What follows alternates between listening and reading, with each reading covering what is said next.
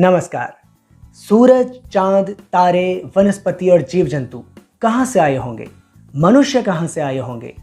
क्या मनुष्य इस ब्रह्मांड को पूरी तरह से समझ सकते हैं? इसी तरह के सवाल दर्शन शास्त्र की बुनियाद बने। यानी दर्शन शास्त्र एक ऐसा विषय है जो कुदरत और समाज को समझने की उत्सुकता से शुरू होता है। इस तरह के सवालों के जवाब देते हुए तमाम तरह के सिद्धांत सामने आए और ये सारे सिद्धांतों का विचार एक जैसा नहीं था। अगर एक ही जैसे विचार पर ये सारे सिद्धांत आधारित होते तो फिर ये इतने सारे सिद्धांत क्यों होते? फिर तो एक ही सिद्धांत होता। लेकिन लोगों को इन सवालों के जवाब देते हुए अपनी विद्वता भी प्रदर्शित करनी थी, इसलिए इन सवालों के जवाब देते हुए अलग अलग लोगों ने अलग अलग किस्म के सिद्धांत हम सबके सामने रख दिए। अच्छा, इन सिद्धांतों के बारे में हम कुछ और आगे पढ़ें इससे पहले हम कुछ ऐसे शब्दों के बारे में भी चर्चा कर लेते हैं जो अक्सर इन सिद्धांतों में आते जाते रहते हैं, जैसे कि कुदरत, पदार्थ, मनुष्य, आत्मा, मस्तिष्क, मन, चेतना, छवि, वस्तु, चीज़ें। इस तरह के तमाम शब्द दर्शन शास्त्र पढ़ते हुए, उसके सिद्धांत पढ़ते हुए तमाम बार हमारे सामने आते जाते रहते हैं, सुनाई और दिखाई पड़ते रहते हैं। कुदरत में जो भी चीज़ें मौजूद हैं वे सब कुदरती पदार्थ हैं। इन सब को पैदा करने में, इन सब को लाने में मनुष्य का कोई हाथ नहीं है। चाहे बहती हुई हवा हो वो कुदरती पदार्थ है, या फिर नदी का पानी हो वो भी कुदरती पदार्थ है, और या फिर हो किसी जंगल का कोई पेड़ वो भी कुदरती पदार्थ है। यानी पूरी की पूरी पृथ्वी एक कुदरती पदार्थ है। ये सारी प्रकृति एक कुदरती पदार्थ है। पदार्थ के लिए एक और नाम होता है तत्व। दर्शन की भाषा में कुदरती पदार्थों के बारे में बात करते हुए एक शब्द अक्सर इस्तेमाल होता है चीज़ें या वस्तुएं। लेकिन मार्क्सवादी अर्थशास्त्र की भाषा में ये दोनों अलग अलग हैं। मतलब कोई भी तत्व, कोई भी पदार्थ अगर मनुष्य के श्रम से बना है, मनुष्य के श्रम से पैदा हुआ है, तो फिर वो कुदरती पदार्थ नहीं है, वो कोई तत्व नहीं है, वो है उत्पाद या फिर वस्तु या फिर चीज़ें। जैसे कि अगर कोई जंगल में पेड़ है तो मैंने पहले ही कहा कि वो एक कुदरती पदार्थ है, लेकिन अगर जंगल की बजाय किसी फार्म में मनुष्य के श्रम से कोई पेड़ पैदा हुआ है तो फिर वो चीज़ है, उत्पाद है, वस्तु है। या फिर कोई जानवरों का फार्म हो, मुर्गियों का फार्म हो, जिसमें जानवरों को, मुर्गियों को मनुष्य के श्रम से पैदा किया जाता है, तो फिर वे सारे लाइफ स्टॉक कहे जाते हैं। यानी कि वे सब सामान हैं, चीज़ें हैं, वस्तुएं हैं, पदार्थ नहीं हैं, कुदरती तत्व नहीं हैं। अब हम दर्शन शास्त्र के कुछ सिद्धांतों पर चर्चा करेंगे और इस वीडियो में हम दो सिद्धांतों पर चर्चा करेंगे। पहला सिद्धांत है आत्मवाद, क्रिएशनिज्म। ऐसे लोगों ने यह सिद्धांत दिया जो कुछ अलग ही किस्म की बात करते हैं। वे कहते हैं कि कोई भी तत्व अस्तित्व में कैसे आता है, ज़रूर इसे अस्तित्व में लाने वाला कोई ना कोई ज़रूर होता है, क्योंकि एक रचयिता के बिना तो कोई छोटा सा बर्तन भी नहीं बन सकता। उसे बनाने के लिए भी किसी कारीगर की ज़रूरत होती है। और यही सिद्धांत ब्रह्मांड पर भी लागू होता है। ब्रह्मांड की रचना करने वाला ज़रूर कोई ना कोई रचनाकार है, और इस रचनाकार का अस्तित्व ब्रह्मांड के अस्तित्व से पहले ही था। यानी कि उसी रचयिता ने इस ब्रह्मांड को बनाया है, और न सिर्फ बनाया है बल्कि वो रचयिता इस ब्रह्मांड को चलाता भी है।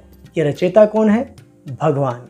आत्मवाद ये भी कहता है कि मनुष्य के शरीर में एक आत्मा भी होती है, और मनुष्य का शरीर नष्ट हो जाने के बाद भी, यानी मनुष्य के मर जाने के बाद भी, ये आत्मा नष्ट नहीं होती।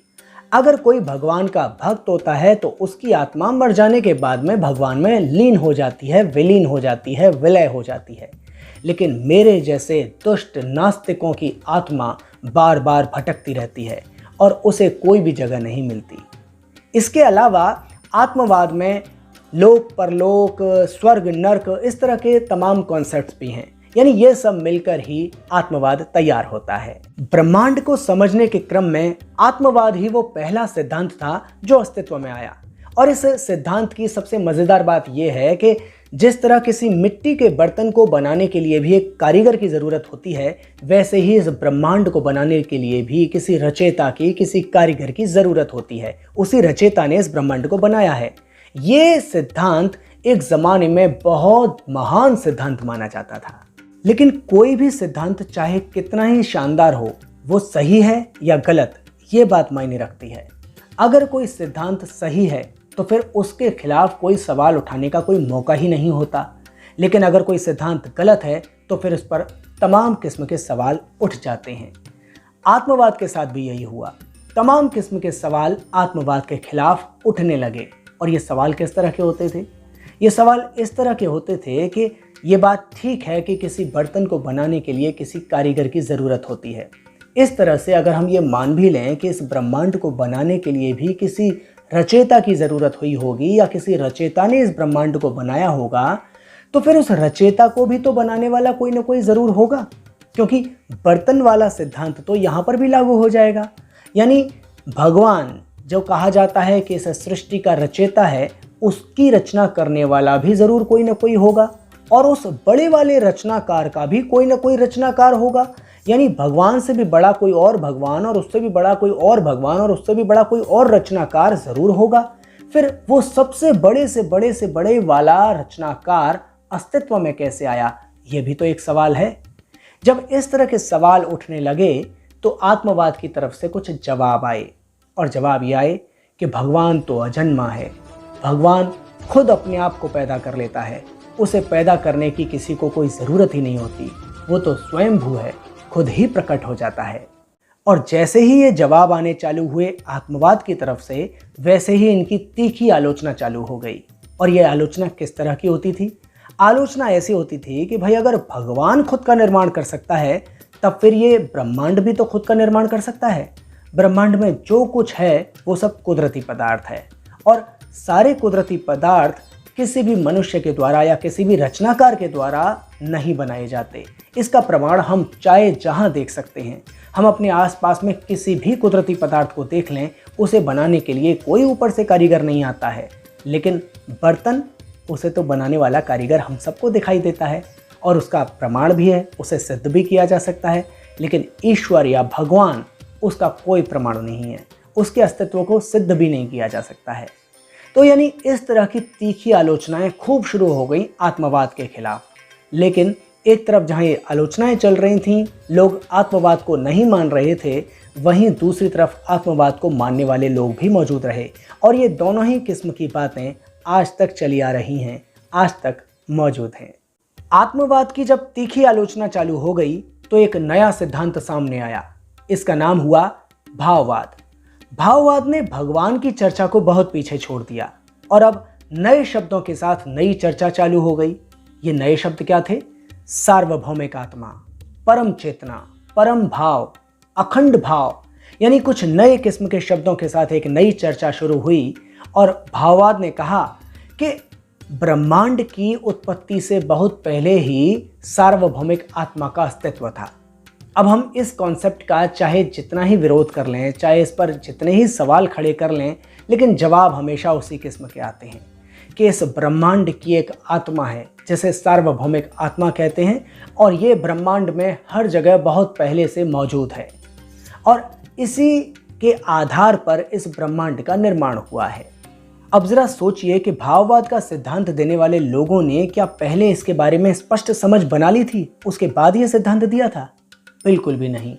वो तो ये चाहते थे कि लोग भगवान में और भी ज़्यादा यकीन करना चालू कर दें, लेकिन जब उन्होंने देखा कि लोग भगवान में यकीन करने को लेकर तरह तरह के सवाल उठाने लगे हैं, तो उन्होंने एक नए तरीके से भगवान के कॉन्सेप्ट को हम सबके सामने रख दिया, दुनिया के सामने रख दिया। उन्होंने अजीब अजीब तरीके की बातें करना चालू कर दी, और फिर अगर कोई मुंह फाड़ कर दिमाग बंद करके कुछ भी सुनने को तैयार हो जाए, तो सुनाने वाला तो कुछ भी फालतू बकवास कर सकता है ना। भाववादियों ने यही किया। हालांकि जैसे मैंने पहले भी कहा था कि अलग अलग सिद्धांतकार अपना अपना ज्ञान बघारने के लिए, अपनी विद्वता प्रदर्शित करने के लिए तरह तरह के विचार, तरह तरह के सिद्धांत दुनिया के सामने रखते थे, तो भाववादियों में भी आपस में ऐसी होड़ होती थी। इसी वजह से तमाम किस्म के भाववाद दुनिया के सामने आए, जैसे आत्मनिष्ठ भाववाद, व्यक्तिनिष्ठ भाववाद, और ऐसे न जाने कितने किस्म के भाववाद। ऐसे ऐसे जटिल नाम इन भाववाद में होते थे कि जिनको समझना हर एक आदमी के लिए लगभग इम्पॉसिबल है, क्योंकि इन भाववादियों ने अपनी बातों को कहने से पहले कोई एक्सपेरिमेंट्स तो किए थे नहीं। इनके मन में जो आता था वो ये बोलते चले जाते थे। वैसे भी दार्शनिक कोई वैज्ञानिक तो होते नहीं हैं जिनकी कोई जिम्मेदारी होती हो कि वो जो कुछ कह रहे हैं उसे उन्हें सिद्ध करना हो, इसलिए वे जो मन में आता कहते चले जाते। और कैसी कैसी बातें भाववादियों ने कही हैं, जरा इसका एक उदाहरण तो देखिए। ये कुछ वाक्यों को सुनिए। सार्वभौमिक आत्मा सभी घटनाओं का आधार है। ब्रह्मांड में प्राथमिक भाव जीव उत्तेजक तत्व में बदल जाता है। चेतना के एकत्रित होने से तत्व बनते हैं। विषय के बिना तत्व होंगे ही नहीं। मन के बाहर कुछ भी नहीं होता। जो कुछ है मन के अंदर ही है। उसका अस्तित्व मन को समझने पर ही निर्भर होता है। क्या जो वाक्य अभी मैंने आपको पढ़कर सुनाए वे आपकी समझ में आए? और सिर्फ ये 4 वाक्य ही नहीं, ऐसे हजारों वाक्यों को मिलाकर बनाई हुई किताबें भी आसानी से किसी की समझ में नहीं आती। आसानी छोड़िए, बहुत कठिनाई के बावजूद भाववाद का अर्थ किसी की समझ में नहीं आता। और इस भाववाद को समझाने वाले जो लोग हैं वे भी जब इसकी समरी करते हैं, इसके बारे में सार लिखते हैं, अलग अलग किताबें लिखते हैं, तो वे भी ऐसे ऐसे शब्द इस्तेमाल करते हैं कि हर एक किसी को समझ में आ ही नहीं सकता। शुरू में तो अगर इस तरह के लेखों को पढ़ा जाए तो ये समझ में आता है कि शायद ये लोग कुछ कहना अलग चाहते हैं और हम शायद इनकी बातों को समझ नहीं पा रहे हैं। ये लोग अज्ञानी तो नहीं हो सकते, बड़े बड़े विद्वान थे, तो फिर ये कोई गलत बात कैसे कह सकते हैं? ज़रूर इनकी बातों में कोई ना कोई ऐसा राज छुपा हुआ है जिसे हम जैसे अज्ञानी लोग समझ नहीं पा रहे हैं। पुराने लोग ऐसे मूर्ख कैसे हो सकते हैं? लेकिन जैसे जैसे बात आपको समझ में आने लगती है, जैसे जैसे जिंदगी के अनुभव आपको ऐसे लोगों से मिलवाने लगते हैं जो बड़े बड़े डिग्रीधारी होते हैं, पीएचडी धारक होते हैं, लेकिन फिर भी वे कहते हैं हम लोग अंधविश्वासी तो नहीं हैं, लेकिन इस ब्रह्मांड को ज़रूर किसी न किसी सृष्टिकर्ता ने ही बनाया होगा। ज़रूर इसको बनाने वाला कोई ना कोई रचयिता, कोई ना कोई भगवान रहा होगा। अगर डिग्रीधारी भी ऐसी ऐसी बातें आज के ज़माने में करते हैं, ऐसे लोग जिनको अपने ज़माने में, आज के दौर में बड़े विद्वान समझा जाता है, तो फिर कल्पना कीजिए कि आज से हज़ारों साल पहले कोई लोग मूर्खतापूर्ण बातें क्यों नहीं कर पाए होंगे। दौर चाहे पुराना रहा हो या फिर वर्तमान दौर हो, जो लोग चमत्कारी शक्तियों में यकीन करते हैं वे तो ये हमेशा मानेंगे ही कि चमत्कारी शक्तियाँ चमत्कार कर सकती हैं, भगवान खुद को पैदा कर सकता है। दर्शन शास्त्र पर जो हमने वीडियो सीरीज चालू की है उसके दूसरे एपिसोड में हमने इस बारे में चर्चा की थी कि कुछ विषय या कुछ किताबें समझ के परे क्यों होती हैं। और उस चर्चा को करते हुए जो कारण हमने बताए थे उनमें सबसे पहला कारण भाववाद पर लागू होता है, क्योंकि भाववाद में सार्वभौमिक आत्मा या सार्वभौमिक चेतना का जिक्र होता है जो कि अवास्तविक है। और क्योंकि कोई विषय अगर अवास्तविक है तो उस पर लिखी हुई कोई भी किताब हो वो समझ के परे ही होगी। अब सार्वभौमिक आत्मा की बात करें, सार्वभौमिक चेतना की बात करें या फिर भगवान की बात करें, ये सब अवास्तविक विषय ही हैं और एक दूसरे से पूरी तरीके से मिलते जुलते ही हैं। इसलिए हम इन सब को भाववाद में ही शामिल कर लेते हैं। स्वर्ग नर्क के कॉन्सेप्ट को भी हम भाववाद में ही शामिल कर लेते हैं। अब भाववाद की बात को हम यहीं विराम देते हैं।